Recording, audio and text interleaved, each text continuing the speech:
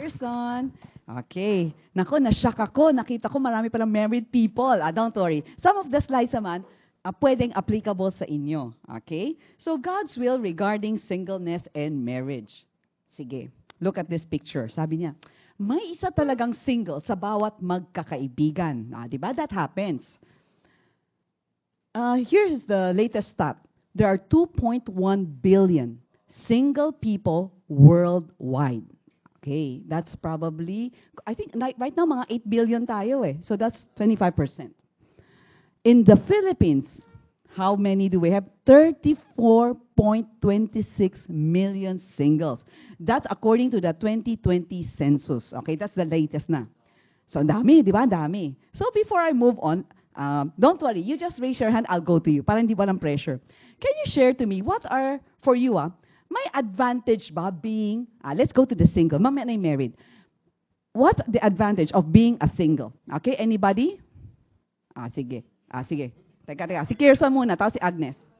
Financial independent. Wow. Dependent or independent? Independent. Yes, financial. Yes, Agnes? Yung free time. Oh, free time. Okay. Sino pa? Let's go to the other table.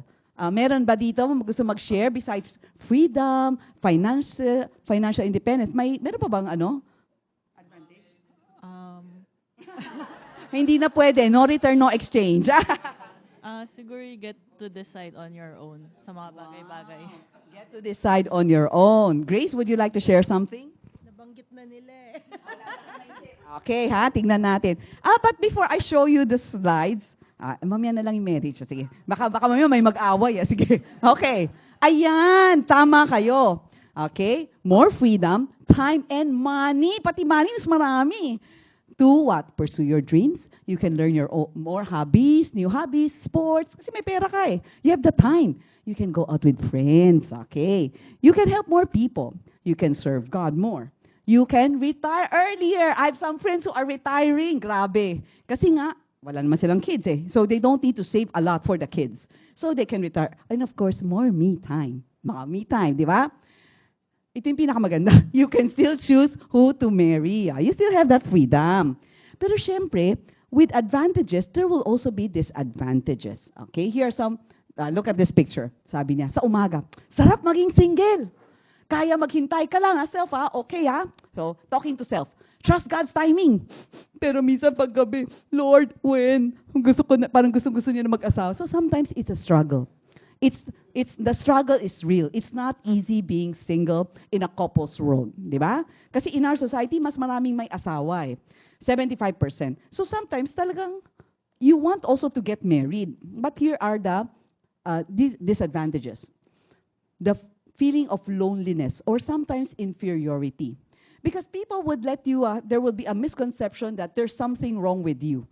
So, for those who don't know, I got married at the age of 40. So, I can tell you the struggles of being a single. And he was my first and last boyfriend. So, never akong nagka-boyfriend. Oo. So, friend ko yan. Friend ko si Dennis. Okay. Hindi, ang nangyari. So, alam mo, may nagsabi sa akin, mga misconception. Siguro, parang sabi niya, quite piya. But there's something weird about me daw. Sabi ng isa nakakatawa. Siya naman, siya gay. Sabi niya, Atsi, baka katulad ko lang ikaw. I'm gay. You're a tomboy or a lesbian. So, people would always think there's something wrong with me kasi hindi pa ako nag-aasawa. So, minsan, that hurts. Okay? Pero gino-joke ko na lang siya. And then, of course, sometimes you have to attend social functions alone, but you have to be wise. I'll tell you how I'll survive those 40 years as a single. Go with friends, di ba? So, ang gagawin ko, te-text ko, sabihin ko, Shobe, si Jennifer Filipino, pupunta ka ba? Sama ako. Tapos, syempre, wala pa rin siyang kotse. Sige, mag-hitch tayo ko kanino. Yun. Di sabay-sabay kami pupunta, mas masaya. And the temptation to fall for the wrong person. So, I hope that for all the singles who are here, I hope that you don't choose somebody out of desperation. Kasi I'm a marriage and family counselor. So I've encountered people who parang nagmamadali, kahit sino na lang. Basta gusto ko na mag-asawa, whether it's a guy or a girl, and it didn't end up well. Okay? So ang tanong ko lang sa inyo, okay, just a show of hands. Do you know of, I won't ask you to name names. Hindi lang. Just a show of hands. Do you know of anyone who has already been separated or annulled? Okay. Most of us have, di ba? So, kasi uso nga siya ngayon nangyayari kasi nga wrong person. Ayan. Another pressure from well-meaning parents, relatives, and friends. Ibig ng well-meaning, they have good intentions. For them, siguro mas masaya ka if you get married. Kaya, din ka, sige lang, sangla, ititimang, pa ba? Wala ka pa ba? May boyfriend ka na? Kahit saan ka pa pumunta. Okay? Like, when I was teaching Chiang Kai-shek, college students, di ba si Papa Ryan, teacher din yan. Imagine mo, yung mga tanong ng mga first day. Teacher, may asawa ka na? Sabi ko, no. Wala pa akong asawa. Tapos sabi niya, Ma'am, pakilala kita, kakaisyaw kita. Ay, grabe naman. Alam mo, kanina ako kakaisyaw. Kaisyaw kita sa uncle ko. Kaisyaw kita sa ninong ko. Ay, naku, ano ba yan? Kaisyaw is pakilala. Ay, tapos, di okay lang. Siyempre, when it's a wedding, it's a normal question. Or are you married? Di okay lang. Alam mo, saan ako tinatanong? Sa patay. Yes, sipsula. Di ba, I always go to the wake. Tapos mga angkong ama nakikigulo. Tosya dilay. Di kanchu, be. May asawa ka na. Bopa. Waka ni kaisyaw, Hay. Kahit saan ako pumunta, ikakaisyaw ka daw. Ayan. So, ito mga bopa bata, tingnan mo pa ito. Ayan, mga Chinese yan. Sabi ni nanay, I got married at 24. Tapos, sabi pa naman ni Lola, I got married at 16. Dile, ikaw. Ang point, kaming lahat. Di ba? So, yun pressure talaga. Yun na nakaka-stress. So, for me, actually, I was a very happy single. Ang nakaka-stress yung mga taong ganyan. So, pero hindi ako pwede magalit. Kasi these people, I know it's good intention. Hindi naman sila paisila. So, ang ginagawa ko, nag-isip na ako ng magandang answer para wala nang sagot. Magandang excuse. So, normal tanong. Di kanchu be. Bopa, but I'm happily single. Period. Wala na. Hindi na sila magsasabi. Tapos pag sabi niya, kakaisyaw kita, pakilala kita. Hindi, okay lang, auntie, uncle. I'm okay. I have a lot of friends. Hindi ko lang siya nami-meet pa. Parang ganun. Para hindi na siya magkakaisyaw. Kasi minsan kakaisyaw nila, hindi naman bagay sa atin. Basta single, ikakaisyaw na sa'yo. Di ba? Kahit sino. Okay. Ayan. Teka, balik tayo. Advantages of being married. Tanong nga natin si paring Hender. Give me one advantage. Don't worry, hindi ako magtatanong ng disadvantage. Baka may mag-away. Advantage lang. Ako kasi mas may cashier ka Yung problema mo. Yung gano'n. Tapos may kahati ka sa ina-earn mo. May kahati sa ina-earn. May ibibigay ka. Okay. Tanong ko nga si Sandra kasi mas shy siya. Si Papa Ryan, wag na, parati na siya nasa in front Ikaw na. Advantage, may kasama lagi. Tapos, laging may ka-share nga. Ha? Pag may ginaw, okay. Sige, tanong na natin. Yung mga older couple, sige. Okay ha, ikaw muna. Ikaw muna, Dani nga. Older. Siguro sa akin, may kakwentuhan ka. Wow. Yeah. Pag delay siya, may kasama ka lagi kumakain. Pag single, minsan nag-iisa ka lang. Malungkot. Mas malungkot. Okay, mas malungkay. Dapat may kaibigan. Ikaw, Edwina? May nag-love and care sa'yo. Wow, may love and care. Very good. Sige, tingnan natin yung slide na-prepare ko na yan. Yan, tama yan. You have a special someone who loves you, who gives you gifts. You have a confidant, yung nakashare mo. May bodyguard ka pa pag babae ka. Meron ka bang driver, okay? May travel buddy ka pa. Tapos ito, may legitimate kids. Okay? Kasi hindi anak sa labas nag-asawa kayo. Okay? Tapos, and then, if you're married, you can also minister to other couples. Mas effective kayo. So I hope for those who are married here, of course, there's no perfect marriage. I hope you could work it out and show the younger generation that it's possible na may forever pala. Diba? Tignan natin. Dani, di kan ko inilo. Hala, lagot! Biglang nag-isip. How many years? 40 plus, diba? So, kasi right now, sometimes it's so sad we will meet of people who have been annulled after 10 years. Actually, yung iba, hindi na nagpapa-annul, they just separate. Or they live separately, or yung iba, syempre Chinese, diba? Nahihiya They live together. But they don't sleep together, they have each of their own room. Tapos may kanya-kanyang kabit. So that's very sad. Okay? So I hope that, let's say, through Danicia's marriage, and sila kayo niya, then makikita natin, pwede pala may forever. So kayo, let's say ilang years na kayo, Cindy? 18. Yeah, very good. So, then we would do that, okay? Show them that there is forever. That even though it's not perfect, we can work things out. We don't need to separate. Pero syempre, ganito yan. Pag sa single, may advantage, may disadvantages. Ganun rin sa couples, may disadvantage rin. Hindi naman nawawala yan. Ayan, less time, less money, less freedom to do certain things. Tapos mag-a-adjust ka pa to each other's personalities, idiosyncrasies, yung parang, ibig sabihin ng mga weird, feeling mo weird na habits, okay? Ayan, nag-aaway. Ano mga pinag-aaway? Normal. In-laws. Yung iba mas kawawa, spousal abuse, okay? Verbally, physically, sexually, adultery, nangangaliwa. Ngayon, hindi naman lalaki lang nangangaliwa, minsan babae rin. So, these are some of the disadvantages of being married. Tapos yun na nga, some people nauwi sa legal separation or annulment. So I hope that for those who are single here, I'm gonna give you some tips. And for those who are married, I hope that you would continue to have a strong marriage, okay? So let's go to what the Bible says. In 1 Corinthians 7, it says, it is good for a man not to marry. Sabi ni Apostle Paul. Hindi ako nagsabi niya, si Apostle Paul. So actually, dati, he's really my idol. I said, I might be like a Pauline, no, di ba? Kasi I want to stay single. Because when I first became a Christian, before I came from a different faith, gusto ko magmadre. Nung bata pa lang ako, I studied in a Catholic school bago ako nag-Chiang Kai-shek. So sabi ko, parang gusto ko magmadre. Ayun. Tapos, during the time na naging Christian na ako, I attended the camp and the pastor was preaching. Tapos nag-altar call.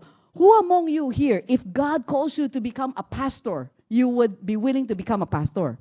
Siyempre, in my mind, sabi ko, Lord, you love me so much. You died on the cross for me. I don't have anything to give. My life, I'm willing. Pero hindi pa kami pinatayo. My next question siya, are you willing to be single if God calls you to be single? Yun ang tinanong niya. So before I stood up, I thought, then I'm okay. Tumayo ako. So all my life, I thought I'm really gonna be single. So that's how I planned my life. I didn't know that God had a different plan. So, kasi sabi niya dito, verse 32, an unmarried man or woman is concerned about how he or she can please the Lord. Now to the married and widows I say, it is good for them to stay unmarried as I am, sabi ni Apostle Paul. I wish that all men were as I am, but nagbat siya. Each man has his own gift from God. One has this gift and another has that. So in this slide, it's all about pro-singleness. Apostle Paul is asking people na mas maganda ang maging single. Pero may but siya. Okay. But, ayan, verse 9, if they cannot control themselves, they should marry. For it is better to marry than to burn with passions. Parang, of course, it's normal for human beings to have sexual urges. So, ang point na, kung hindi mo kayang i-control, mas maganda mag-asawa ka na lang. Okay? Kaysa naman, nag-single ka nga, tapos, yun nga, marami kang anak sa labas, whatever, mas hindi maganda. In verse 28, it says, if you do marry, you have not sinned. But those who marry will face many troubles in life. Ibig sabihin, yeah, may advantage ang maging may asawa, may disadvantage. There will be problems. Di ba? I mean, kunyari, for singles, wala silang problema sa anak, kayo meron. Pero meron ka naman joy na hindi naman ma-feel ng mga single kasi wala silang anak. Ayun. So, ganun lang talaga yan. In verse 10, it says, a wife must not separate from her husband. But if she does, she must remain unmarried or else be reconciled to her husband. And a husband must not divorce his wife. Both singleness and marriage are gifts from God. So right now, of course, for those who are married, then evidently for us, God's gift to us is marriage. For those who are single, I don't know. Bakit? Bakit mang sagot ko, I don't know. What is God's will for you? It could be, yes, you can be single, but it could be that you will marry late. Kasi ngayon, maraming nagbe-marry late eh. And some people marry widowers or widows. Ibig sabihin, late sila nag-asawa. Let's say, before when I was still single, I met a missionary. And he was there, asking same question nga, may asawa ka na, gano'n. Sabi ko, wala. May boyfriend ka na? Wala. Sabi niya, baka maging katulad mo ako. Sabi ko, bakit? Sabi niya, I got married at the age of 60. Sabi ni Uncle, 60 siya nag-asawa. And my wife was 50. And it was our first marriage. Both of them. So, late siya nag-asawa. And then, we'll hear of people na who married widowers, widows. So, meron din. So, I don't know if you're gonna be single for life or you will get married at a later age. I don't know. But I hope the following tips can help you. Okay? But pray. Pray for God's perfect plan for each of us. It's perfect, okay? And His timing is also perfect. So I only have 2 points. Live fully is the first one. According to Dr. Harold Sala, who just passed away a few months ago, he said in life there are 3 very important decisions. All starts with letter M. Master, mission, mate. And sabi niya, you have to start here. Hindi mo pwedeng interchange yan na, okay, you decide on the mate first. No. Sabi niya, master, and then you decide on the mission, and then the mate. And of course, ang master, ibig sabihin, who is gonna be the master of your life? And I hope that all of us will choose Jesus. Because if Jesus is the master of your life, I'm gonna tell you, you will have a meaningful life on earth. So that's why for me, even though I got married late, I'm okay. Because I feel that I'm very content. Jesus is the master of my life. I trust Him. And I feel complete. Hindi ko feel na there is something na kulang. And pag sabi mo, ay, I already chose Jesus Christian na ako Then my challenge to all of you is to grow spiritually. One would be, evident yan, a changed life.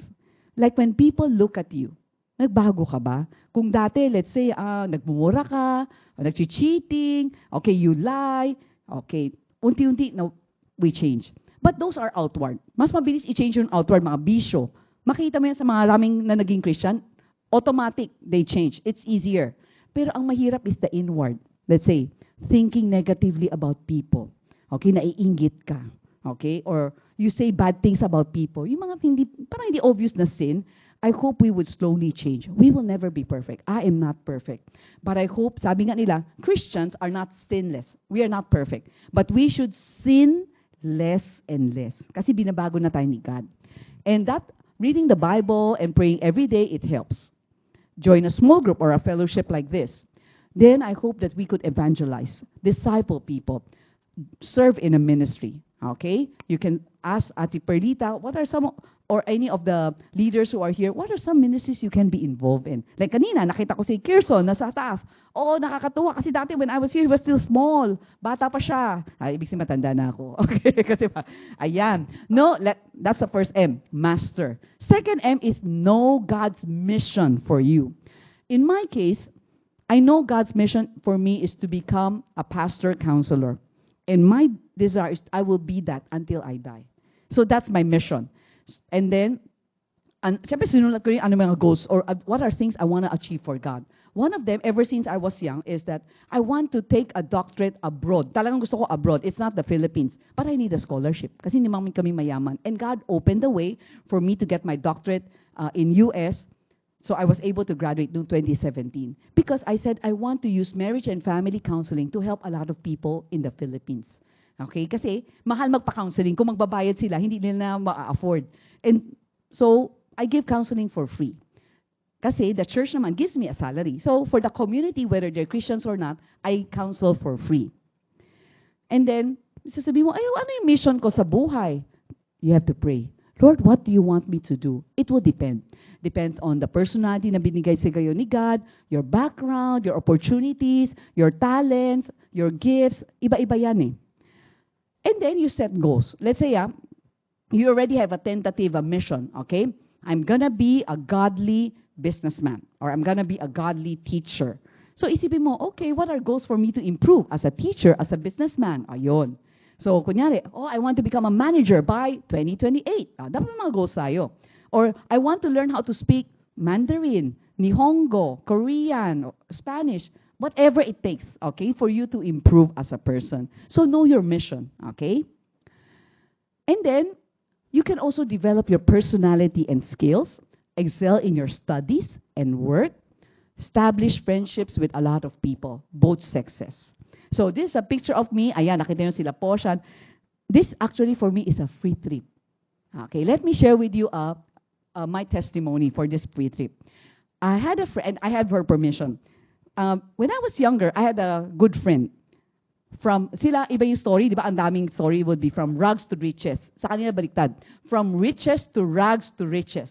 Okay, so she was very rich, but somebody swindled their money, so naging bankrupt siya. So nung na-bankrupt siya, I'm still a friend, I help her, so some of the stuff that she's selling, binili ko, yung iba tinutulong ko magbenta, and then I gave her money daw. I forgot it. Basta, after siguro mga 15 years, after that event, she came to me and said, Jeanette, naalala mo, nung na-bankrupt kami, you gave me 4,000 pesos. Sabi ko, kailan? Sabi niya yung date. Sabi ko, ha? My salary at YGC is only minimum. It's 7,000. I gave her 4,000. I gave her half of my salary. First, that one time lang, one time. Kasi naawa talaga ako. Siyempre, na-forget mo na kasi mas negative nga siya. I don't expect her to pay me back. But she remembered. And she worked hard. Christian na rin siya. So, from bankrupt nagtiyangge siya. And eventually, nagkaroon siya ng mga may mga store na siya sa mall. Galing. After 15 years, magaling siya magbenta, magaling siya mag-businesswoman. So she said, I remembered you. I remember the 4,000 you gave me. And sabi niya ganito, ever since we were young, you're sharing your dream. You want to go to Europe. Tapos ito sabi niya, pastor ka lang, alam ko wala kang pera. Kaya lilibre kita. Ganon talaga siya magsalita. Ganon talaga. Pero ganon talaga siya So, I don't find it offensive. Kasi yung totoo naman, wala nang pera. Kaya, it's a free trip. At that time, siguro I think I was 38 years old. Single ako, di ba? Wala naman akong boyfriend. Sabi ko, Europe is a very romantic country. Wala namang asawa. Pag naghintay naman ako, what if hindi ako nag-asawa? Free trip naman to. So what I did is, I invited, lahat yan single. Lahat kami single. I invited them. And then we joined a tour. We joined a Philmont tour. Okay? Tapos, besides kaming 6, there's another 6 na tour mates. So 12 kami. And then we were able to enjoy. So, nagets mo, parang, do not limit yourself because you are single. Don't say that, oh, I cannot enjoy life kasi single ako. No, you can still enjoy life. Okay? And then why did I choose him? Mate. Okay, di ba? Sige nga, ano yung 3 M? First M.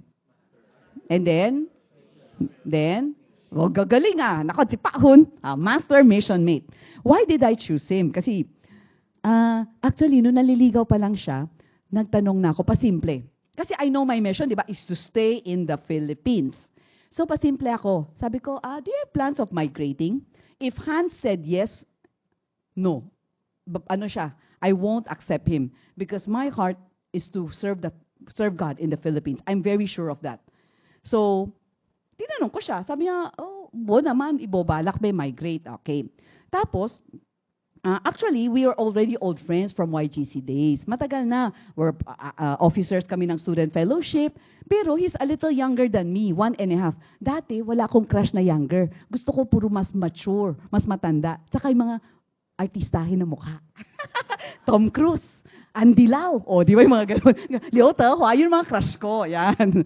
Sa school, syempre crush ko yung mga basketball player. Ganun crush lang. Pero hindi ko dinidibdib yan. Kasi crush lang la. Kaya, wala nangyari, di ba? Tapos nung niligawan niya na ako, siguro Santa Cao, 39 years old na ako. Tapos, first date, yung date naman namin is just very casual. Parang, sabi niya, birthday mo, magpa-burger ka naman. Sabi sige, burger lang naman At cheaper burger, siyempre ako maglilibre, di ba? Cheaper burger lang. So parang very casual, kasi parang friends nga.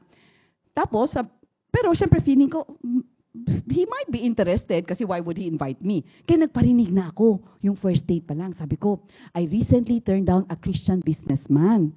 Ito yung sinabi ko sa Christian businessman. Number 1, if ever I ended up with a Christian businessman, I will still continue to be a pastor because that's my calling, number 1. Number 2, tinakot ko na, hindi ako marunong magluto. Hindi talaga. Up to now, hindi. Marunong ako magprito-prito lang, ganon. No. Number 3, ayaw ko ng mga anak. I'm already 39. Sabi ko nga, if I can live up to the age of 60, I have 20 more years, I want to devote all my time to the ministry, to God. Kasi family is also a ministry. Importante yung family. So sabi ko, wala na akong heart to disciple my own kids. Wala na ako. Di yun. Tapos, so kala ko, natakot na si Hans. The following day, nagsabi siya, can you pray about it? Parang, my intention is not just for you, parang yun na nga, naliligawan kita. Sabi ko, hindi ka pa ba natakot? Wala. Sabi ko, I already told you last night, I'm a happy single. Binasid ko na. Binasid ko na talaga siya. Di tapos na. Tapos sabi niya, but can we still be friends? Sabi ko, pag friends, walang problema kasi ibang nanligaw sa akin. Up to now, friends ko sila. Okay, pero syempre may boundary kasi yung mga ex-suitor yan eh. So kala ko, he's just gonna be one of them. But gradually, God changed my heart kasi baliktad. Mas takot akong mag-asawa kaysa maging single. Kasi all my life, I prepared to be a single na eh. So hindi ako natatakot. Kasi sabi ko kay Hans, if I'm a single for life, I believe by God's grace, I can continue to be faithful, I will remain sexually pure, whatever, wala akong problema. But if we get married, and then let's say, nagloko siya, okay? Hindi lang yung marriage ang sira, the ministry. Yun ang concern ko. It's always the ministry and it's always God. So, tapos, but God was slowly talking to me using His word. Saka may listahan ako. Mami, I'll talk more about the list. Pero yung listahan ko, 35. Pumasa siya. 28/35. Mahaba ang listahan ko. Mahaba. Mami, ako ito ko sa inyong listahan ko, okay? Tapos, we were able to accept each other's weakness. Ito mga picture na to, nag-asawa na kami noon, okay? So, we love traveling together. So, nag-iipon kami, matipid kami sa lahat ng bagay. Like, if you look at my cell phone, laptop, I don't buy unless sira or nasira. Tapos yung mga damit namin, karamihan, pre-love. Ibig sabihin, hand-me-downs. Tapos itong, pero baka magalit sa akin, no? 350 lang kasi Japix. Sa 168 ko na binili, 350. Pero I don't look at the brand. Basta feeling ko, ay cute, okay na. So, tipid kami sa lahat para maka-travel. Ayan. But I'm gonna also take this opportunity to share to the singles, okay? Para you won't make the same mistake like what happened to Hans. Actually, may problema pa kami. Nung naliligaw pa lang siya, he already shared his past. He said that, kasi I was not his first. Pang 6 na yata ako eh. Or 7, nakalimutan ko na. Basta I'm not the first girlfriend. So sabi niya, there was one girlfriend na naging ka-live-in niya. And he had a love child. Meron siyang daughter. But what happened was, when at that time, the parents does not approve of the relationship. So, bawal sila mag-asawa. Tapos, nung pwede na silang mag-asawa, the girl changed her mind. The girl married a foreigner. Tapos, pinagbawalan na rin siya na to keep in touch with the daughter. So, sabi niya, I don't know where my daughter is, basta I have a daughter. We lost touch. Okay? Sabi ko, okay. Nag-isip ako, can I accept his past? Kasi pastor ako, di ba? Tapos sabi ko, but when he shared that, that's around more than 10 years na nangyari yung mga past. So, ibig sabihin, for 10 years, he was already okay, active na siya ulit sa CCF. Kasi nung nangyari yun, naligaw siya ng landas. Okay? Tapos, after nung umalis na yung girl sa buhay niya, bumalik na siya kay God, he's already active in CCF, GLC 2 na siya, parang leader na rin siya sa mga camps sa CCF.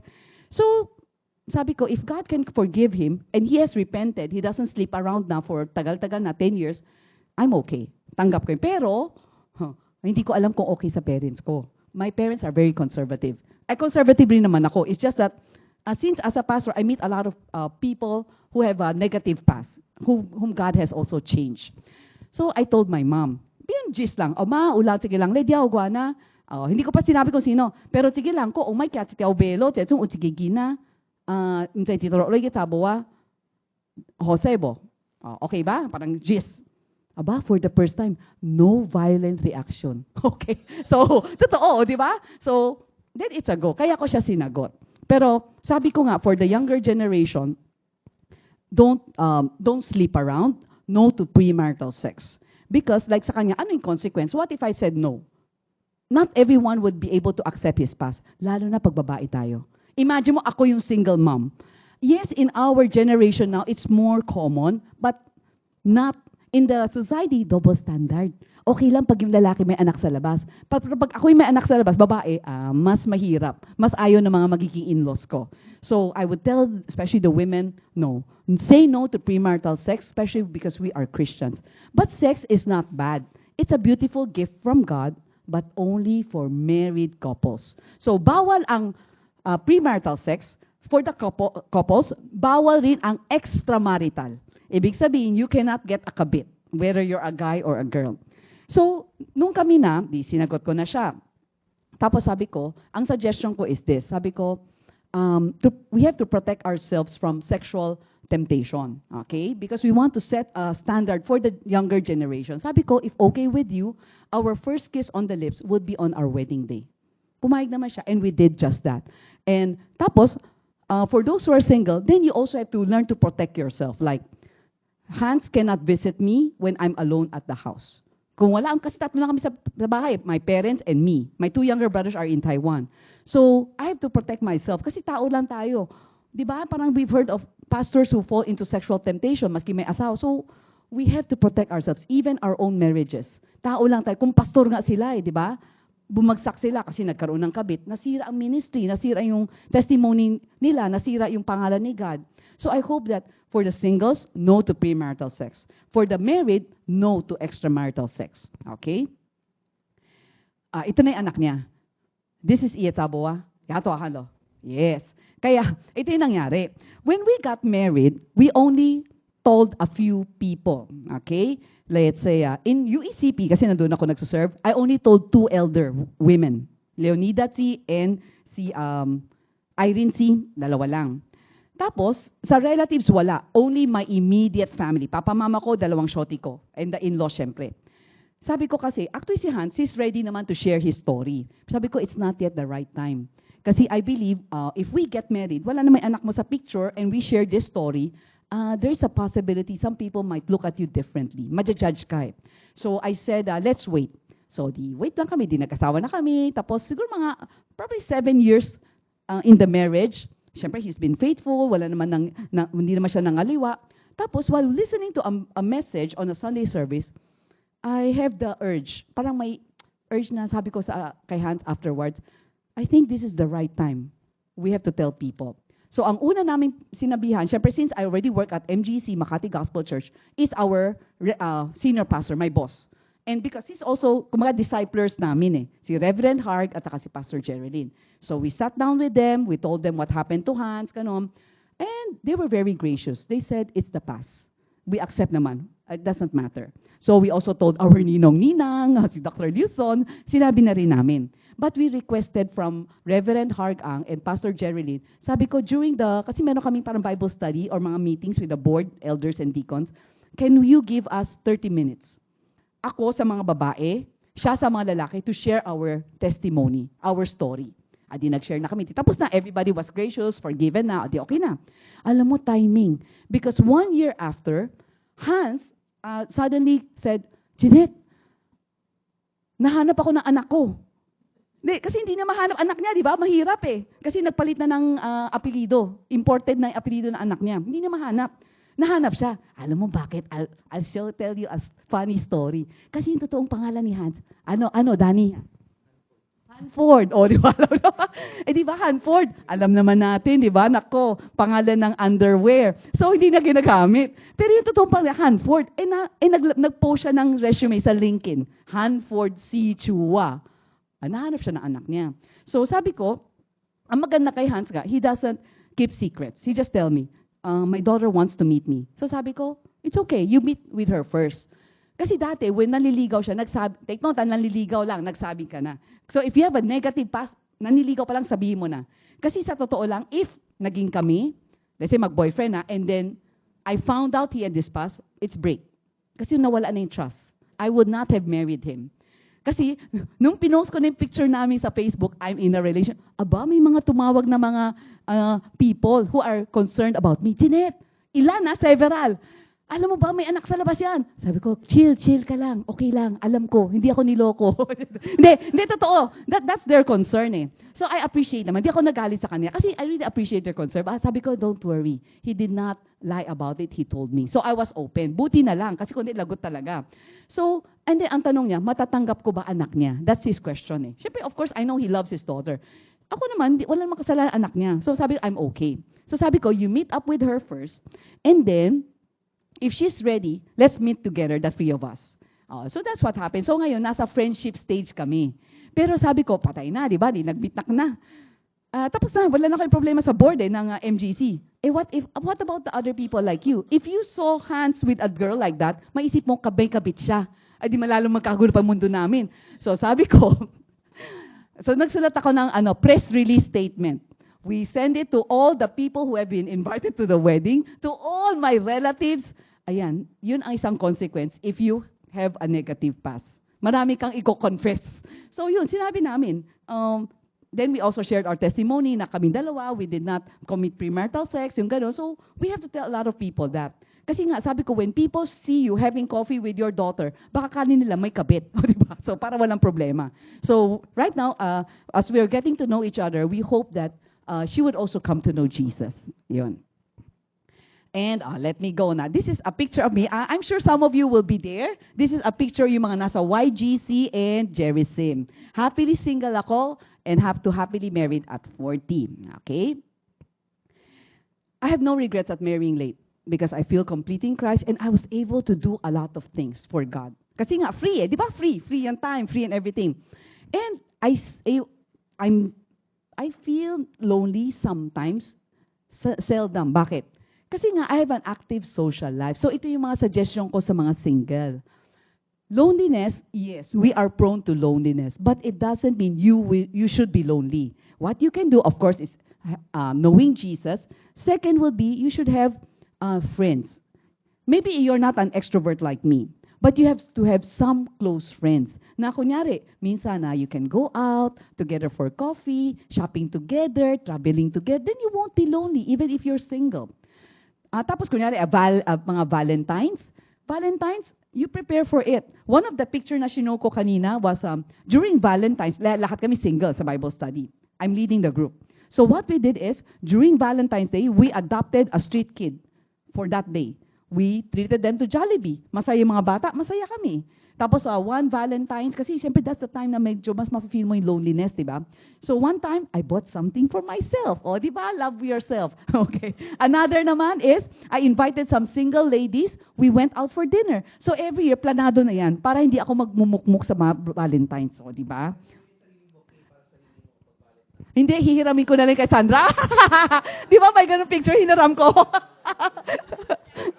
Pero actually, buying something for yourself, even flowers, if you like it, why not? Di ba? You have to appreciate yourself. Your hard-earned money ko naman yan eh.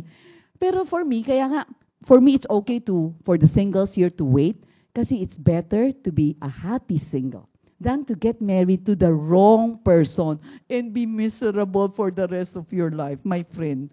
Totoo yan. Okay? So, saka di ba counseling ako, di ba? Ay nako, ang dami kayo nagsasabi sa akin, buti ka pa, walang asawa. Huwag ka na mag-asawa. O, ganun sila. Oo. Kasi, siyempre, share nila yung mga problema nila, di ba? Whether counseling or friends, ganun sila. That's why for the couples who are here, I hope, ang papakita nyo, ay, hindi pretend, yung totoo, na, yes, may problema, pero sabi natin, 80% masaya ang marriage namin. Kasi yun ang kailangan ng yan. Do you know why there are so many singles right now? Not, yung iba hindi na nag-asawa, live-in na lang. Ganun. Kasi sabi na hassle eh. If we're gonna get married, tapos magdi-divorce, wag na. Mag-live-in na lang kami. So that's why, kala natin, siguro, di lang sila, it's not that, they're not, yung iba naman, widows na. Yung iba naman, naghiwalay na. So dumadami yung single. So tayo, those who are married, I hope we could be a good example to them. Ayan. Sabi dito, Song of Solomon, verse 2 and 7, do not awaken love until the time is right. This verse was repeated 3 times. In chapter 3, verse 5, in chapter 8, verse 4. Ibig sabihin, importante. Pag makulit si God sa Bible, importante yan. Do not hurry love until the time is right. God's timing is perfect. So wait for it. And you have to trust, Lord, I don't know what your will is. Actually, di ba sabi ko, pro-single ako, alam mo dati, alam mo may kasalanan kaya ako nag-asawa, si Reverend Danny Reyes. Okay. Totoo. Dati, I'm anti-marriage. I don't want to get married, so hindi ako nag-entertain ng mga suitors. Tapos, ayan, di YGC, di ba? Every year may camp. Siya yung speaker sa YGC Youth Camp. Counselor na ako, but every year, tatawagin. Like, Jeanette, gabi ka, di ko, every year, kina-counsel niya ako. Pero tama naman siya. Sabi niya, Jeanette, it's okay if you want to be single. But you should not be anti-marriage. That is wrong. Because marriage and singleness are gifts from God. Hindi ikaw si God. You have to ask God, Lord, what is your will? Yun. So sabi niya, you have to be open to both. Okay? Kasi sabi niya, tignan mo. Kung ikaw anti-marriage, tignan mo yung mga alaga ko. Tapos tignan ko mga alaga ko, lahat single. Nagbawa totoo. Lahat sila, dati sila Johanna, sila Christine Cake, lahat single. Sabi ko, nga, dapat kawawa naman sila kung dahil sa akin lahat naging single. Kung hindi pala will ni God yun. So, I started entertaining a few. Okay? Ayan. Sabi nga ng prayer niya, mauna man po ang iba, maghihintay pa rin po ako sa timing niyo, Panginoon. I hope for the single, this is your prayer. Wait for God's timing. Okay? That's part 1. Part 2, choose wisely. Kasi kung hindi, you'll be like this guy. Ru de la Torre is the author of 24 Excess, my friend. 24 ang ex-girlfriend niya. And 1 true love. I hope that you would choose wisely para hindi kayo sobrang heartbroken, no? Kasi, sabi niya nga, he is very successful at the age of 24, he already had 23 ex-girlfriends. Okay? Kasi, babaero siya. Kaya minsan, two-timer. Okay, mga ganon. Tapos, at that time, he had one hottie girlfriend. He cum laude siya from UST. Nag-MBI siya, may silver medal siya from Ateneo. He had a good paying job, thriving business. He had a sports car and a fat bank account. Wow, everything was going well for him. But this is what happened. In a span of 3 weeks, in 2004, he lost his job, his business, his girlfriend. Bigla lahat nawala. And he became very, very depressed. It was during that time he heard about the gospel. So naging Christian siya. So sabi niya, Lord, I want to live a life to please you. Tapos nag-promise siya kay God. Ito mahirap na promise ha. Lord, for 1 year, hindi ako mag-girlfriend. 1 year. For him, mahirap. Kasi imagine mo ha, 23 exes in a span of 12 years eh. Ibig sabihin, hindi siya sanay nag-iisa. Parating meron siyang girlfriend. So what he did during that time, it's a camp siguro, he signed a contract and he called it Manifesto of God. No girlfriend for 1 year. Iba'y mga na-encourage. Aba, nakigaya. 40 people ang nakigaya sa kanya that time. It became a movement. And right now, this movement is inspiring young people to uphold purity and to put God first in their lives. And in 2007, it became one of the finalists in the 10 Outstanding Youth Organization, itong Manifesto movement. They reached more than 500,000 in the Philippines. Up to now, it's ongoing. You go to Facebook, you can join their movement, Manifesto movement. And Ru became a youth pastor, and God also blessed him with a godly wife named Jenny Lynn. Pero syempre, 23 times siya na heartbroken. So I hope for the singles, guard your heart. Ang prayer ko dati, Lord, please guard my heart until the right guy comes along. Huwag ako mabilis mag-fall in love. Okay? Kung hindi para sa akin yan, huwag na lang. And this book is from a Christian called Dr. Neil Clark Warren, Date or Soulmate. If you look at the subtitle, sabi niya, how to know if someone is worth pursuing in 2 dates or less. Oh, ang ganda, di ba? In 2 dates or less, alam mo, bagay ba kayo o hindi? So I like this book kasi Christian siya. And sabi niya nga, choosing the wrong person would end up in broken relationship.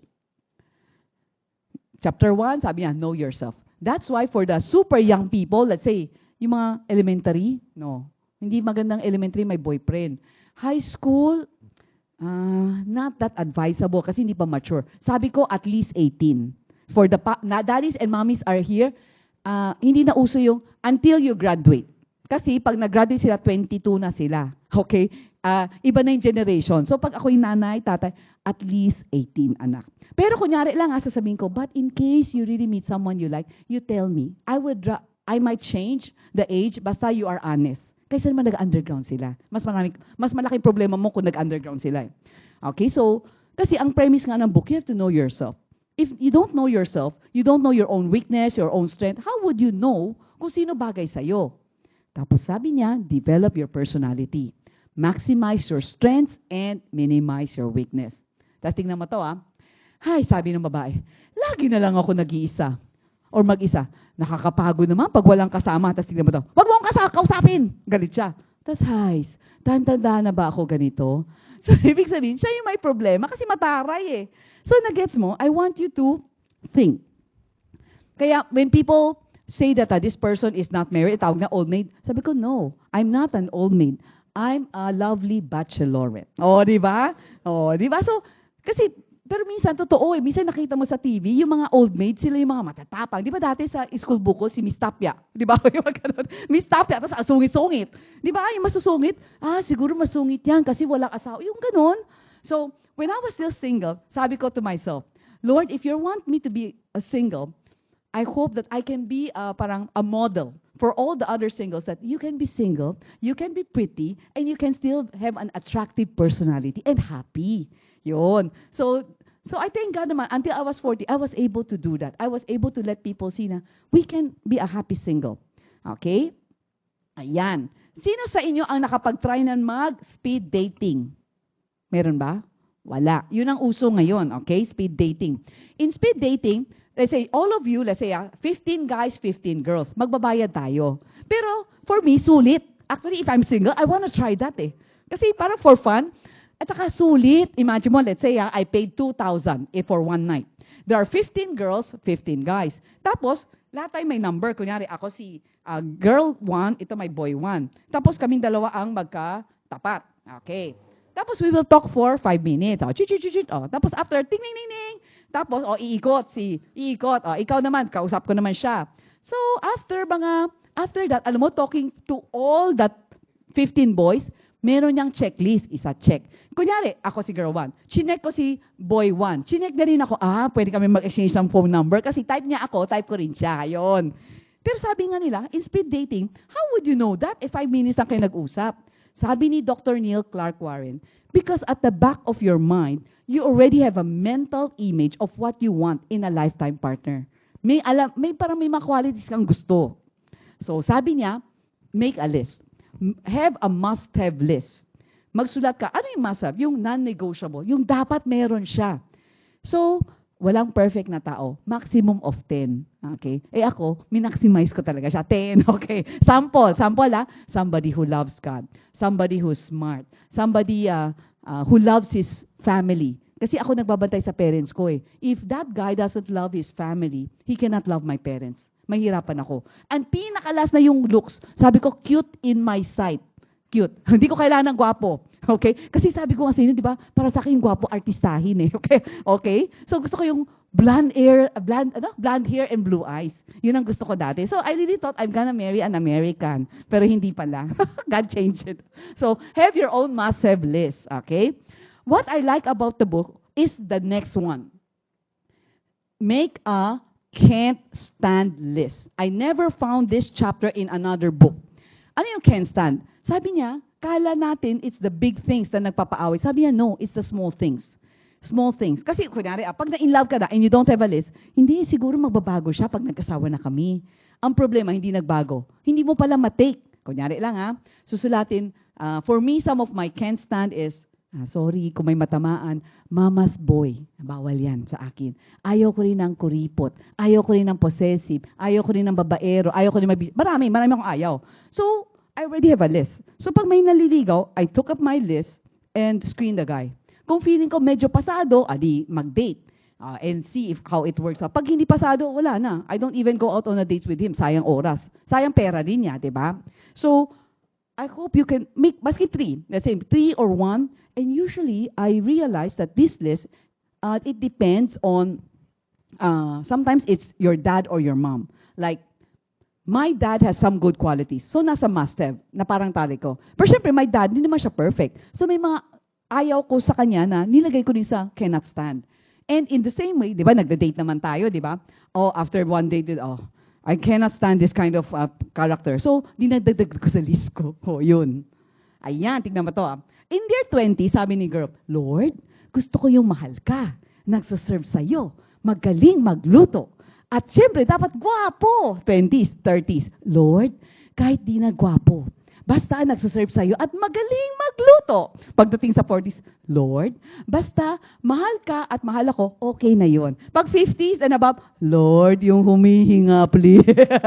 Okay? So, ibig sabihin, this is a joke. Okay? Kasi some people, kasi habang tumatanda, sasabihin niya, you lower your standard. Actually, yun ang sinasabi ng parents ko to me. Di ba, alam nila, di ba, I want to take a doctorate. Bangko, tititak sila, lang ikyadyaw di. I intimidate people. Matatakot daw sila. May 2 masters na ako eh. I have a master's from LaSalle, I have a master's from BSOP. Tapos magdo-doctorate pa ako. Matatakot. Sabi, ikaw din sa'yo, gumamakong siya mo. Dito, tingong la. Magpanggap daw ako na parang I'm stupid. Hindi naman, most of you know me, hindi ako mayabang na tao. Pero, it's so hard. Dipit ko, tingong porke lang ba gusto ko mag-asawa na, I won't pursue my dreams. So, baliktad. Sabi ko, the guy who will marry me should somebody who will be confident enough. Na maski mas angat ako in other areas, he can accept it. Hindi yung parang he will feel inferior. Kasi pag inferior, kasi sinabi ko na sa kanya, I'm already passing my papers, I'm looking for a scholarship, I want to go abroad. Sabi niya, it's okay. Kung tayo nagkatuloy, I will support you. And thank God, kasi after we got married, bago ako nakakuha ng scholarship eh. So he allowed me to go to US. I have to go to US every year. 2 weeks lang naman. 2 weeks to study and then come back. Pero kung, kunyari lang kung hindi kaya ng ego niya, after getting married, he would say, no, don't go. Kasi, masasapawan ko siya. Parang ganon. So, you have to, for the women who are here who are single, look for someone whom you are willing to submit to. Kung kaya mo mag-submit. Kasi kung hindi mo kayang mag-submit, ay away na yan. Okay? So, pero it's not necessarily true that you have to parang sobrang downgrade your list. Hindi naman. Pero, isipin mo rin, I want you to think, is my list too idealistic? Baka mamaya yung listahan mo 100. Walang perfect na tao, di ba? Or wag naman yung sobrang desperate, just like this. Ayan. And when you choose somebody of the same faith. Somebody who knows Jesus. Sabi sa 2 Corinthians 6:14, do not be yoked with unbelievers. Tapos tignan mo as each of them grow closer to God, kunyari, naglalakad si guy, naglalakad si girl, itong distance nila lumiliit, which means lesser problem, lesser conflict. Lesser doesn't mean wala. Okay? So I'm gonna give you some, for the couples, you can also apply this and evaluate your relationship and how we can level up, improve. For those who are single, do not choose somebody who has a toxic personality. People in a healthy relationship, they share equal status. In a toxic, one would dominate the relationship. Parang feeling niya, ako parating tama, ikaw mas mababa ka, ganon. They're always right. Ang hirap nun.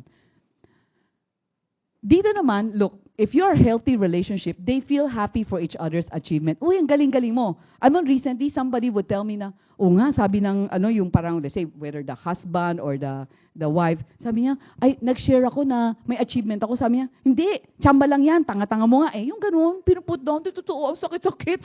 Sakit. Kasi nga, that person is insecure. Insecure siya or even jealous na yung partner niya mas magaling. Don't.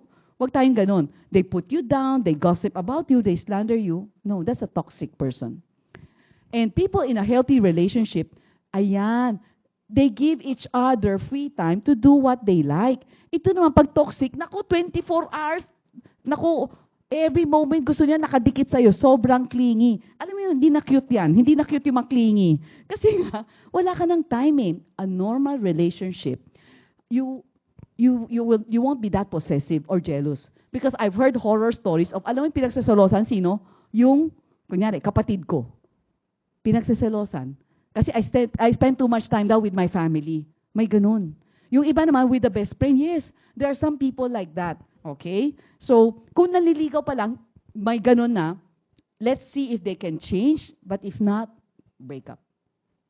A normal relationship is, even after marriage, you have time. Of course, the number 1 is always God. The number 2 priority for married couples, for all of you, after God will be your spouse. And then the children. Okay? Tapos, syempre, yung mga work pa natin, di ba? Pero, maski mag-hallway kayo, you should have time for God, for your own family, for your own friends, for your career, and then for yourself, me time. Let's say, kunyari, I would just tell Hans, okay, I'm gonna go out with some of the girls next week. Ganun lang. Tapos sasabihin sa akin, next time I'm gonna go out with, magkakamping kami with the guys. Okay lang. Di ba? Hindi ako kailangan kahit parating nakabuntot or vice versa. Ayan. People in a healthy relationship, they have absolute trust in each other. So you look for someone you can trust. Kasi pag ito, patay ka. You have to keep on checking. Tawag siya ng tawag. Patay na. Ang hirap, di ba? It's so hard. And I've counseled people like that, very stressful. They would bombard you with calls and texts. Tapos pagtingin mo, naka-30 missed call na siya. Tapos pag hindi ka sumagot, gagalit siya. So not healthy. In a healthy relationship, you accept each other for who they are. In a toxic relationship, they want to change you. Okay? Sabi niya, no, you change the way you talk, the way you dress. Ayoko na friend mo si Cindy, palitan mo yan. Yung ganun. And there are people like that. Or even the career. I don't like you doing this. Mag-resign ka. They're very controlling. In a healthy relationship, we share the same values and vision. We run together. Of course, hindi lahat pareho, pero yung general direction pareho. Ito, sobrang iba. Let's say, sabi ng isa, gusto kong to live in Canada. Ikaw, you want the Philippines eh. Eventually, somebody has to give way. Pag hindi, it's gonna break apart. Okay? Red flags. I'll go through this quickly. Some are chronic liars. take note, chronic, ibig sabihin, parati siyang naglalay. Okay? For the women, and even for the guys, you better check out yung nanliligaw, kaya for the girls, nanliligaw sa'yo, may asawa ba o hindi? One time, somebody called me up, very distressed. At Chichinet, may problema ako. Sabi ko, ano problema mo? Meron na 5 nanliligaw. Ano problema dyan? Maganda yan. Para may choice ka, di ba? 5 nanliligaw. Lahat sila may asawa. Tapos sabi ko, how did you find out? Sabi niya, yung iba, lantaran, upfront, they tell, I'm married. Yung iba, nahuli ko. So that's very stressful. So check out. People who don't keep their promises, hindi maganda. Unfaithful, yung babaero or lalakero, okay? Very close with ex. For me, okay lang yung friends pa sila ng ex. Pero iba yung close. Kasi baka mamaya bumalik yung feelings, patay tayo. Jobless for a long time is not good. Okay? Siyempre, totoo, kunyari, nasisante ako. Hindi ko kasalanan yan, nasisante ako. Pero wag naman yung sasabihin ko sa, wala akong job for 3 years eh. That's too long. Ano kakainin mo? Di ba? Or enemies with many relatives and friends. Take note, many is the word. Ibig sabihin, parang, tapos mamaya, ito, kaaway niya itong friend niya, kaaway niya si office mate, kaaway niya teacher. Tapos mamaya sabihin niya sa'yo, kasi sila may problema eh. Mag-isip ka na. Kasi kung lahat kaaway niya, ikaw ang next time kaaway niya pag naging kayo. Ikaw yung enemy niya. And people who are addicted to, take note, addicted to porn, drugs, vaping, alcohol, gaming, or gambling, those are red flags. People who keep pressuring you to have sex, or who are verbally and physically and emotionally abusive. Right now, there's a very popular term called gaslight. Ito ginagawa ng mga narcissistic people. Ano yung ginagaslight? Kasi pag narcissist, they feel that, the world revolves around me. I'm always right. Okay? Tapos, hindi lang yan. So, pag, kunyari, feeling mo, kaya narcissistic yung tao, sabi ko, but what you did was wrong. Papalabasin niya, kasalanan ko, kaya siya ganyan. Basta, to make the long story short, parating kasalanan ko. Yun ang gaslighting. Okay? If it's a toxic, for those who are married, aayusin natin. Pag mag-toxic yung partner mo, mag-counseling na lang tayo, okay? Hindi pwede mag-divorce, okay? Unless, the divorce, I don't agree, but separation. There should be temporary separation for those who are physically abused or, let's say, adultery is in the case. Bakit temporary separation? Kasi pag temporary natin pinahiwala yung bahay, hopefully yung perpetrator, yung may kasalanan, mag-isip, ay, na-miss ko yung asawa ko, yung anak ko, bait-bait pala nila. Siyempre, makipagbalikan, di ba? Then, before mo tanggapin, that guy or that girl should undergo counseling. And even you, as a partner, mag-counseling muna. Pag okay na kayo, bago kayo magsama ulit sa bahay. Pero kung boyfriend, girlfriend lang, yung mga lahat may toxic, just break up with them. Don't stay because you just want to help. Or fear that no one will love you again. Set boundaries. Pero ganito yan pag nakipag-break ka, sabihin na isa, sige, pag nakipag-break ka, magpapakamatay ako. Uso yan ngayon. So, ito yung tinuturo ko sa kanila. You tell that you still have to break up, then you immediately inform the family of that ex. Sabi mo, auntie, uncle, pasensya na po, but things didn't work out, nakipag-break na po ako, pero sabi na anak mo, magpapakamatay siya, kayo na lang po bahala. So, I already gave them warning. Tapos, some people naman ganito, hindi lang na they want to commit suicide. If you're not gonna be mine, nobody can have you. So, they would harm you. Yun, stalker siya. So, tinuruan ko rin sila. Like, you carry a pepper spray, you ask a friend to be your bodyguard. Kasi sabi niya, alam niya kung saan ako nag-work. Sabi ko, the first few weeks, dapat paalis ka ng office, mas maganda may kasama ka. Tapos, syempre, iba ka live-in partner, di ba? Change all the locks, then tell the guard not to let these people go up. Kasi iba, non-Christians yung mga kausap ko. But if you're harmed, do not go, kunyari, yung iba harmed, hindi lang nabugbog yung iba na rape. Don't go home, don't take a bath. You immediately go to the hospital para mag-medico legal. There will be a check-up, the doctors will take note of it. So in case you want to file a case, meron tayong pwede tayong mag-file a case. We could submit the evidence to the police and get a restraining order. And then, kung harassment naman, yung ginugulo ka, ganon, minsan through text, save all the evidence, block the calls, ignore, block his number, change number, or sa social media account. Ayan, ito nasabi ko na. Next, beware of online romance or sexting. Kasi mga online romance scam, uso siya ngayon. Like, they will make you fall in love with them. Tapos, they will extort money from you. Ang sexting naman ganito, people would say, oh, can you send me a picture of your private parts? Tapos, picture ka, di ba? Kasi na-in love ka na eh. Tapos, mamaya, ay, naku, patay. Sasabihin niya, if you don't pay me 5,000 pesos or 10, yes, I'm gonna send this to all your friends. So, magbabayad ka. Oh, yung mga ganun. So, beware. And beware also of catfishers and predators when using dating app. It is okay. Wala namang masama if you want to use a dating app. Ano ang catfisher? People who pretend to be somebody that they are not. Kunyari, sometimes kunyari pag ako, sabihin ko, I'm only 20 years old. O, di ba? Yun ang catfisher. Tapos nung nag-meet, ay, ang tanda-tanda na pala, puro white hair na. O, di ba? So, yun ang catfisher. Ang predators naman, they really use dating apps to, yun na nga, hingin ng pera, sometimes it's for sex, sometimes some people, kinukwento sa akin na kasi they're using dating app eh. Ay, grabe naman to. Parang nag-uusap pa lang sila, sasabihin na, no, I want to sleep with you. O, yung mga ganun, they're just after sex.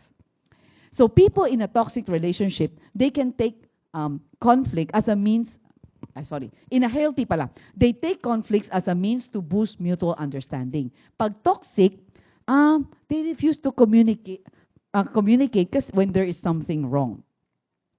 Tapos, kung hindi kayo magko-communicate, mag-explode yan kasi papato yung mga issues eh. So, I'm just gonna run through this for the singles, kung in the future magka-conflict kayo in a relationship, or for those who are married, here are some tips. Basta pag nag-aaway, please don't display aggression.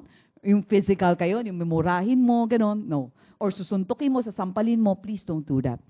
Kasi ngayon uso din ang yung wife ang binibit ni husband, please don't do that. They get even, nanggaganti. Or we sweep problems under the rug. Huwag natin pag-usapan. Hindi kita papansinin. Okay? Kakancel na lang kita. Hindi lahat to maganda. I'm gonna give you later. Parang, okay, so instead of silent treatment, what can we do? You have to know that anger is usually a secondary emotion. Ang unang nafe-feel nung kabila, na hurt.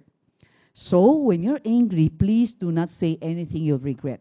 Kasi when we're angry, tendency na hurt. Kunyari, pag nagalit ako, of course, I want to hurt back. I want to lash back. But if I have to think, if I say this, hindi ko na yung ma-retrieve eh. Okay? Maka-hurt na yung tao. So, take a time out. Kunyari, hot na hot. Okay. Sabi mo, mamaya na tayo mag-usap. Okay? Mag-usap lang tayo when we have both calmed down. And when you want to talk, you can use the feedback burger. Positive, and then the constructive feedback, and then the positive. Do it in private. You use I. Okay? I'll teach you later a sample, I statement. Don't say never. Parati ka naman ganyan eh, or never kang ganyan eh.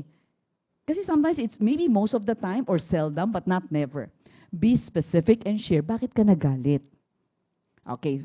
Sample I feel blank when you blank, because you blank, and please blank. Ito yung sample. I feel hurt when you shouted at me in front of others, because it conveys that you don't respect me. Please confront me next time in private when I make a mistake. So, ni-request ko na ano gusto ko. So, nicely. Mas hindi na, kaysa naman sabi, ikaw bastos ka eh. Wala, naaway na yan. Pag inaway ko siya, away niya rin ako. Pero ito, maganda yung pagka-request. I feel hurt. Yun ang I statement, ako. Siyempre, hindi siya magkukontra. Nafe-feel ko yan eh. I feel hurt when you do this. And sabi nga sa Colossians 3:13, bear with each other and forgive one another if any one of you has a grievance against someone. Forgive as the Lord forgave you. So I hope that all of us would stop holding grudges, yung mga mag-asawa dito. Kasi when you hold grudges, mamaya may nagawa na ulit si Mr. o si Mrs., naku, magpa-flashback lahat ng mga mali. Ayan, malaking away na yan. Okay? So, learn to forgive, talk things over. Kasi if we don't forgive, we allow the other person to keep hurting us. And sabi ko nga, sometimes tayo naman ang kailangang mag-sorry. Kung ako may mali, mag-sorry. Actually, minsan, maski hindi ko mali, mag-sorry na lang ako to save the relationship. Kasi for the married women and even for the single women, it's harder for most guys to apologize. So sometimes, pasimple sila mag-apologize. Like, bibili sila ng pagkain. Tapos, or mabait si Hans, maghuhugas ng pinggan without, maski hindi siya kasi kami, alternate kami eh. Kung ako nagluto, siya maghuhugas. So, pag may kasalanan siya, or alam niya galit ako, maski hindi niya time, sige, maghuhugas sorry na yan, sorry. Pero hindi niya sasabihin sa, I'm sorry, hindi uso yan. Okay? Tapos, when you say sorry, wag mo sabihin, I'm sorry I shouted at you. But you made me so angry di biniblame mo siya. You just say, I'm sorry. Okay? That's for the singles naman. What if your parents don't approve? Alamin mo kung bakit. You ask them why. Don't get angry first. Tapos, you can point out why you like this guy or this girl. Tapos, let's say in this couple, these are all missionaries. Si Pastor Kumar is a Nepali. Pastor Katz is a Chinoy. So, they met in seminary, they fell in love. Siyempre, una, the parents are medyo ayaw. But eventually, they were able to tell the parents na mabait naman tong guy, ganon-ganon. Siyempre, the parents are concerned siyempre, after you get married, babalikan, pupunta siya ng Nepal. Ay, nasa Nepal na nga. Okay. Pero, the parents were very supportive because they know that, this is a God-fearing guy. And I give tips yung mga, kunyari, if it's another race, ang issue, I just say na, to the parents, the only criteria in the Bible is to ask to yung same faith. Okay? Diba? Do not be yoked with unbelievers. Race was never an issue in the Bible. But of course, you can have your preference. So for the parents who have a preference kung ano yung gusto mo mapangasawa ng anak mo, but ngayon pa lang, sasabihin mo na, alam mo, dad and mom prefer that you marry blank. Why? Explain mo kung bakit. Pero I hope for the parents who are here, I hope you will also be open. Because now it's globalization. I hope that you will be open that your children would marry somebody of another race, but ang importante, Christian. God-fearing. Yun ang importante. Okay? Kasi sabi ko, what if, in God's design, is for your daughter or son to marry, let's say, a Christian American, a Christian African, a Christian Korean. It's possible. So, ang prayer mo is, Lord, may your will be done. Pero syempre, we educate them. Kunyari, diyalan ng Chinese. Then you can ask the boyfriend or the girlfriend, matuto sila ng konting conversation of Chinese. Matutuwa na yung parents. Okay? So, the two tips are live fully and choose wisely. I cannot talk about everything, so you can just check out my YouTube channel, Adjusting Your Heart, with Doc AJ Chua. Like example, 3 strategies to achieve work-life balance. Meron din ako, what should I do when people are pressuring me to get married? So may mga pang-single ako. Meron din ako mga mental health, like, ito naman relationship pa rin to. What to do when someone ghosts you, or 5 essentials for a healthy romantic relationship. Okay? So now, we have a few minutes for Q&A. Ulang be mang buntuebo. Okay, a few minutes. Yes, Ryan.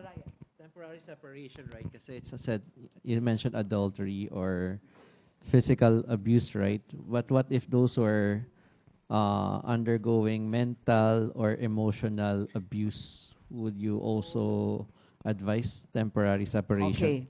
Okay, good question. If kasi right now mental abuse mas mahirap rin yun, verbal. Imagine mo every day somebody saying that you're so stupid, wala kang kwenta, yung talagang negative. Tas maybe hindi ako nabubugbo, but it's mental or verbal. Actually, kung hindi talaga kaya na, just temporary separation. You know why? Because some of those na, kunyari ako yun, kunyari hindi ko kaya, some people would attempt suicide. So, for me, lesser evil na mag-temporary humuwalay muna sila kaysa naman magpakamatay ako. Or talagang nawala na self-esteem ko. Yun. Follow-up question. Sure. Paano kunyari, let's say, diba, married, sabi mo, undergo counseling. What if the other partner doesn't want to undergo counseling? So, what will you advise? Actually, syempre in counseling, the best is both of them would come to me because I'm a marriage counselor. But I'm gonna tell you, that is seldom the case. Okay, usually, yung sobrang stress na tao, siya lang ang pupunta sa akin. Syempre, sumbong siya, rant siya, whatever. Then, of course, I always offer. If your husband or wife is willing to come, you ask him to come to talk to me. Pero syempre, I would always think, there's a possibility hindi na bumalik eh. I mean, hindi pupunta yung asawa niya. Ito pwedeng bumalik. And you know, there's a book called It Takes One to Tango. Di ba parating we say, it takes 2 to tango? Sabi niya, it takes 1 to tango. Because in marriage relationship, especially if you believe in God, even if ito lang ang pumunta sa akin, of course, nalabas niya sama ng loob, and then, okay, nakinig ako, I empathize, I validate the feelings, but afterwards, I would give her tips, not only how to handle the relationship, but also, what if hindi nagbago yung asawa niya? So I would have to teach that person how to cope. Kasi kunyari lang, I challenge. Kunyari lang nainis na siya. Pero sabi ko, what if we use the reverse? We use love. We use, you try to be more loving, mas maasikaso ka, and then, pag nagalit siya, wag mong sasabayan, tapos tingnan natin, ano eventually ang maging reaction. Kasi syempre, kunyari, sabi niya, every time nagagalit siya, sinasabayan ko nga, yun, away sila, World War III sa bahay. So sometimes kasi, kung siya nagbago, unti-unti, yung asawa niya makita, ay, wala siyang kaaway. So minsan, itong tao, bumabait na rin, and it helps the relationship. Kung ayaw pumunta pa rin yung isa. Pero at least ito, natulungan ko how I empower her or him on how to deal with that person, yung difficult person. Sabi ko nga, the only person, lahat tayo the only person we can control is ourselves. Our thinking, our feelings, our actions and reaction. I can never control the other person. So, dapat lahat tayo matuto on how do we deal with this person, even though difficult. Pero pag difficult person, there are some things that you don't tolerate. Okay? You can set boundaries. Kunyari, ako yung sabi mong asawa, mental abuse or verbal. I will confront my husband. Positive, negative, positive. Siyempre, ganito yan. Pag galit ka, wala ka maisip na positive. Diba? Ganun yun. Lahat ng negative, nagre-replay eh. So, this is my suggestion to all the married couples. And the singles, you can learn from this. Hindi pa nag-aaway, may listahan ka na good traits ng partner mo. So like ako, meron ako yung isang listahan. Kasi I gave him this during his 40th birthday yata. I put it in my cell phone. Parang nagagalit na ako, I take up the list. Hindi, mabait naman siya, ganito. Para pampakalma. Yes, nakakainis, nakakabwisit itong ginawa niya. Pero, okay, kalma lang. Tapos then I can confront. Kunyari, sabihin ko, something positive. Okay, Hans, thank you for being a kind husband. Thank you for, accommodating my parents. Di pupunta na ako sa negative. Yung negative, huwag mo sabihin, pero, ganito ka, no? And, can I request? Ayun, request. Can I request you, kunyari, dati na-request ko talaga, can I request you to at least text me 3 times a day? Oh, bakit? Kasi whole day, sa busy niya. Hindi nga kami nagkikita kasi panggabi siya, di ba? Hindi niya magte-text kasi sobrang busy. Oh, di ba? Siyempre, away na kami, dami nang pinag-awayan. Pero, can you just text me 3 times a day? Because, yun lang. Text lang. I don't even ask him to call. You just text. Ganun lang. Because my love language is words. So, kung wala kang pake, parang feeling ko, you don't love me. Wala kang naririnig, di ba? I don't even ask him to say, I love you. Basta yung parang, enjoy your lunch, okay na ako. Kasi minsan whole day talaga siya magte-text eh. Tapos, ang ending is, no matter what happens, okay, I love you, or I'm proud to be, you're my husband, something like that.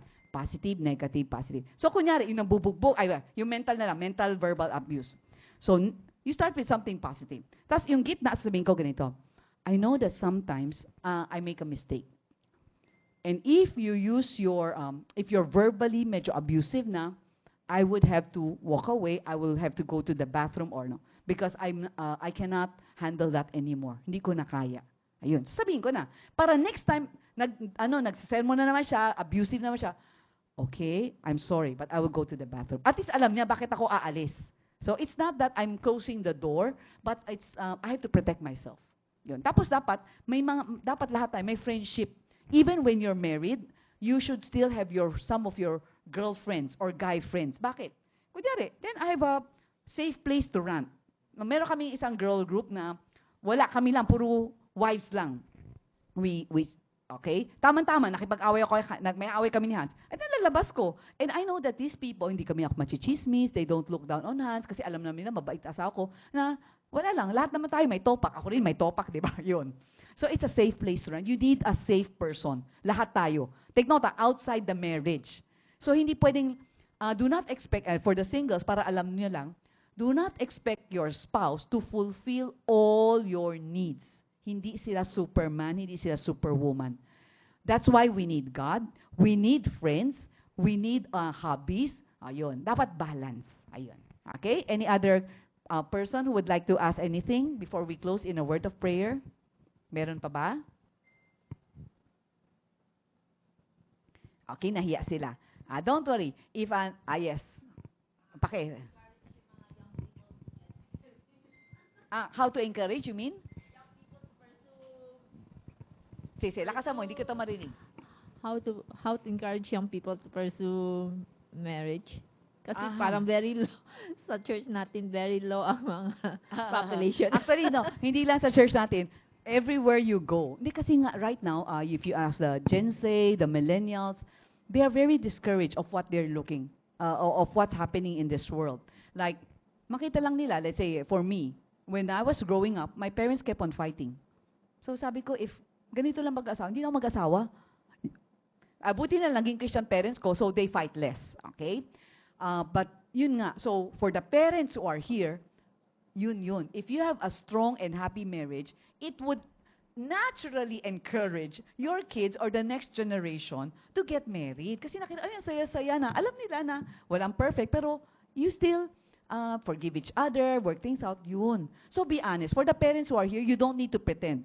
Pag galit, or ano, pero yun nga, then you would explain to your kids na, oo, kahapon nga, kaya nagsabi, ba't kayo nag-away?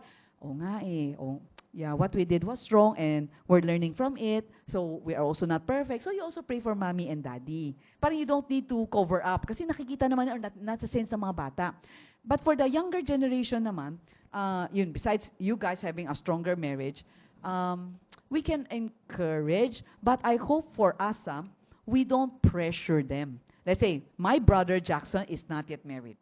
Okay, wala pa rin siyang hoe. Going for 50 na siya eh. Okay, if he get married, it's his first and last girlfriend. So just like me. So, siyempre, ayan, pag uwi niya, si sermon si nanay, di ba? Or pag tumawag, sabi ko, di man ko, sermon, lola. Sabi ko, let's pray for God's will. Because what if it's God's will for him to remain single, di ba? Masaya naman siya. At saka masaya na kami sa arrangement nila. Kasi, kaya nga, dapat ikaw mag-isip ka rin kung if you're single, you have to make certain arrangement.